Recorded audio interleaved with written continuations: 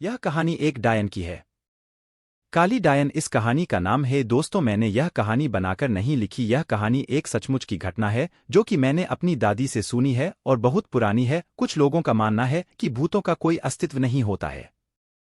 आप लोग जानते हैं, भगवान का अस्तित्व होता है। तो भूतों का क्यों नहीं? सभी ने रामायण और महाभारत जैसे ग्रंथों में पढ़ा या किसी से सुना होगा कि भगवान जब इस धरती पर थे तब भी भूत पिशाच हुआ करते थे। भगवान निराकार है। निराकार का अर्थ होता है जिसका कोई आकार नहीं होता। जो लोग जिस रूप में भगवान को पूजते हैं, भगवान उसी रूप में उसे दिखाई देते हैं। तो प्रेम से बोलिए भक्त और भगवान की जय। और समय व्यर्थ न करते हुए मैं आपको अपनी कहानी की ओर ले चलता हूं। बहुत पुरानी बात है, तब पानी के ज्यादा साधन नहीं हुआ करते। लोग कुएं, बावड़ी, तालाब आदि से पानी पिया करते थे।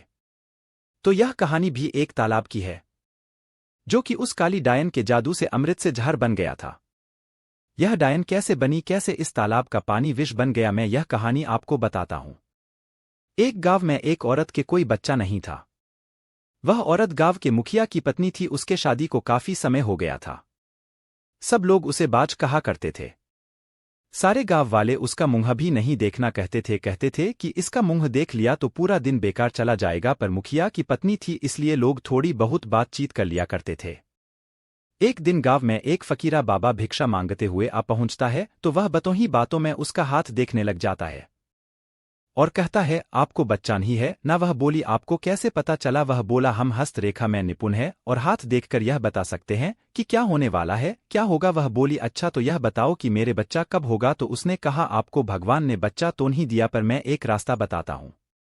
वह सुनो, अमावस्या की रात को किसी एक ऐसे लड़के की बलि पीपल के पेड़ के नीचे दो जो अपने माँ बाप के एकलौता पुत्र हो और उसके खून से अपने बाल धोना। फिर कहना, ए प्यासी आत्माओं, यह बलि मेरी तरफ से स्वीकार करो और मुझे एक पुत्र दे दो।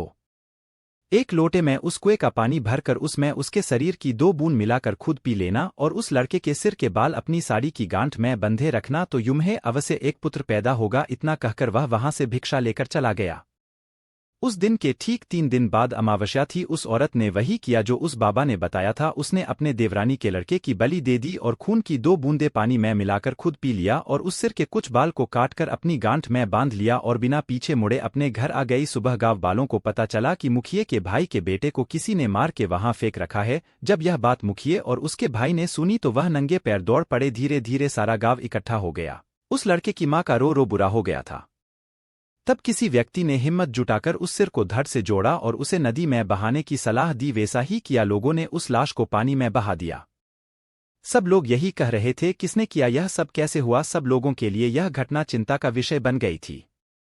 जब मुखिया घर पहुंचा तो क्या देखता है कि उसकी पत्नी तो पकवान बना रही थी। वह बड़ी खुश नजर आ रही थी। मुखिया ने क्रोध में कहा, क्या तुम्हें इस बात का बिल्कुल भी दुख नहीं है कि हमारे भाई का बेटा मर गया है? वह पहले ऐसी नजरों से देखी जैसे कि उसे मार ही डालेगी। फिर कहने लगी, लड़का उसका मरा है, मेरा नहीं, मैं क्यों शोक मनाऊं? और हंसने लगी और कहने लगी, तुम पागल हो, तुम्हें तो खुश होना चाहिए कि अब तुम्हारे भी एक पुत्र आने वाला है और यह जानकर और खुशी होगी कि वह इस जायदाद का अकेला वारिस होगा। हाँ हाँ हाँ। वह फिर ऐसे हंसिया देखकर मुखिया से रहा नहीं गया और उसे जान से मारने के लिए तलवार उठाने चला गया। वह अंदर तलवार ढूंढ रहा था पर तलवार नहीं मिली। जब वह पत्नी के बेद के पास पहुंचा तो क्या देखता है कि सारे कपड़े खून से लथपथ हैं और तलवार भी वही पड़ी है और उस पर खून लगा है। वह यह सब देखते ही समझ गया कि यह सब इसने पुत्र प्राप्ति के लिए बलि दी है। उसने उसे मारने का विचार बनाया कि अभी मैं इसको मार दूंगा तो सब लोग मुझे गलत समझेंगे, और वह वहां से चला गया। उस दिन से गांव में ऐसी ऐसी घटना होने लगी। किसी की भैंस मर गई, किसी ने उसे मार डाला और उसके शरीर के अंग इधर उधर फैले पड़े जैसे कि किसी ने उसे नोच नोच कर खाया हो। तो किसी दिन किसी का कुत्ता, किसी का बछड़ा, तो किसी की बकरी मर गई और उसी तरीके से वह मर रही थी जिस तरीके भैंस को किसी ने मारा था। ऐसी घटना से सारा गांव परेशान था। किसी को यह समझ नहीं आ रहा था कि आखिर हो क्या रहा है। एक दिन की बात है, मुखिया रात को अपने गेट के पास सोया हुआ था। आधी रात के समय उसे गेट खुलने की आवाज आई। वह जाग गया। उसने देखा कि एक औरत बाल फिक्रे हुए आधी रात को बाहर चली जा रही है। देखने में तो ऐसा लग रहा था कि जैसे उसको कोई खींच कर ले जा रहा हो। भादों अगस्त की काली रात थी। चारों तरफ से आवाजें आ रही थी, कहीं शियार तो कहीं कुत्ते भौंकते। ऐसा लग रहा था उसे कि जैसे यह रात जाने क्या क़यामत ढाएगी। अचानक उसे एक गाय के बछड़े के रंभाने की आवाज आई। वह समझ गया हो न हो यही सारे गांव की बर्बादी का कारण है। मुखिया के दिमाग में एक आइडिया आया कि क्यों न मैं चलकर देखूं कि यह कहां जाती है। वह उठकर चल दिया। उसने आगे चल के क्या देखा कि पड़ोसी के गाय का बछड़ा का